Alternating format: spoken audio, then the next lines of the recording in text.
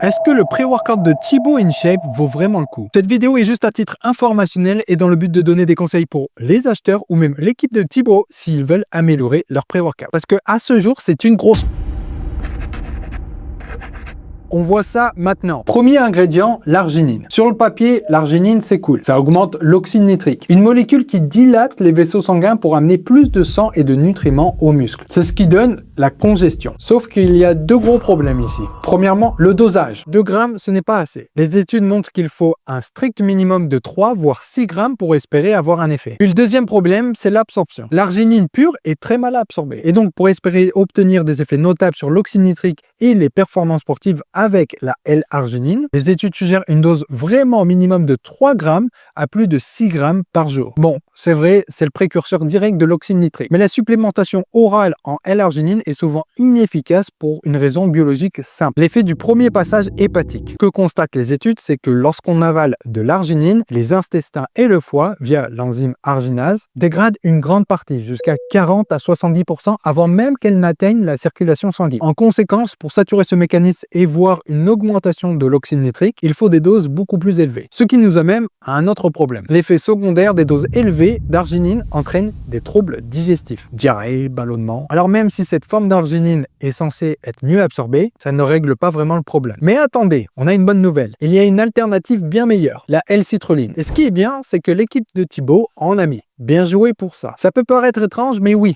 pour augmenter l'arginine dans le sang, il vaut mieux prendre de la L-citrulline. En gros, la L-citrulline contourne le foie, passe dans le sang, va au rein et se transforme en arginine. C'est beaucoup plus efficace pour la congestion. Mais là encore, on a deux problèmes. Toujours le même, c'est au niveau du dosage. 1,5 g est beaucoup trop faible pour avoir des effets sur les performances sportives. Deuxième point, la L-citrulline malate. Cette forme n'est pas vraiment de la L-citrulline pure. C'est un mélange de L-citrulline et d'acide malique. Donc le ratio n'étant pas indiqué, on ne peut pas savoir exactement combien de L-citrulline nous avons dans le pré-workout. Généralement, le ratio est de 2,1 ou 1,1. Donc dans cette condition, possiblement, nous avons 700 mg de L-citrulline par dose. C'est beaucoup trop faible. Pour vous faire une idée, il faudrait 10 fois cette dose pour avoir des effets concrets. Bon, ça commence très mal, sachant que c'est le deuxième ingrédient majeur du pré-workout. Ensuite, 1600 mg de bêta-alanine. Sur le site, ils indiquent bêta-alanine qui contribue à retarder l'apparition de la fatigue musculaire en limitant l'accumulation d'acide lactique, permettant d'effectuer plus de répétitions, de maintenir un effort plus longtemps et d'optimiser les séances intensives. Alors oui,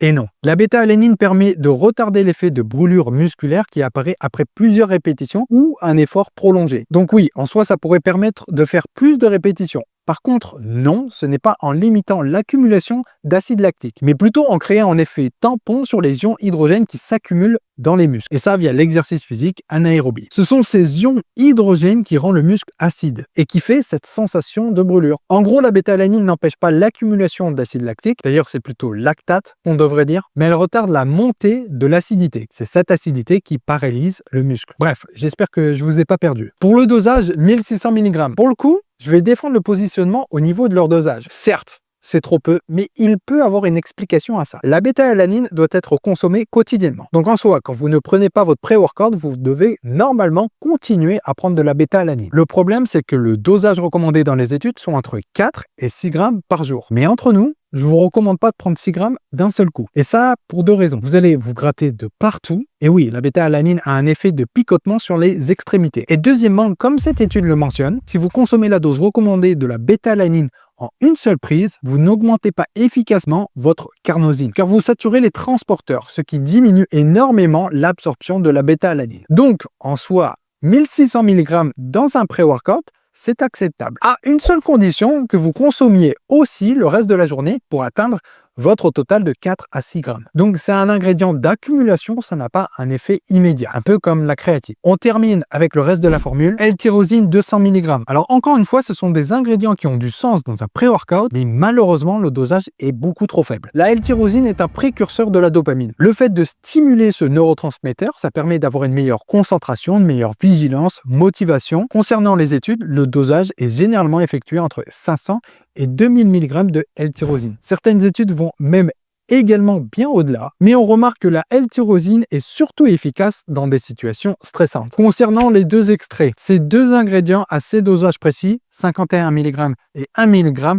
sont inutiles pour la performance sportive. Ils ne vous feront pas de mal, mais ils n'apporteront aucun bénéfice concret. Pourquoi j'ai fait cette vidéo? Car en soi, je n'aime pas du tout corriger ou dégrader les autres marques ou personne. J'ai créé la marque 10 justement pour élever les standards de la supplémentation sportive. Et je vous avoue que ça me chagrine un peu de voir un nouveau pré-workout de notre influenceur le plus connu de France sortir un tel produit. Ça donne d'une part une mauvaise image des compléments alimentaires pour sportifs et surtout, ça n'apporte aucun bénéfice aux consommateurs. Et je sais qu'il y en a beaucoup qui vont consommer le pré-workout de Thibaut InShape. Alors, je comprends tout à fait qu'ils souhaitent rendre des produits accessibles à tous, mais alors pourquoi 32 € pour ce genre de pré-workout? Sincèrement, tu mets 6 € de plus et tu as un produit de compétition. Et entre les deux, c'est même plus comparable. Et pour le coup, il n'y a pas l'excuse de la société française qui a beaucoup de charges.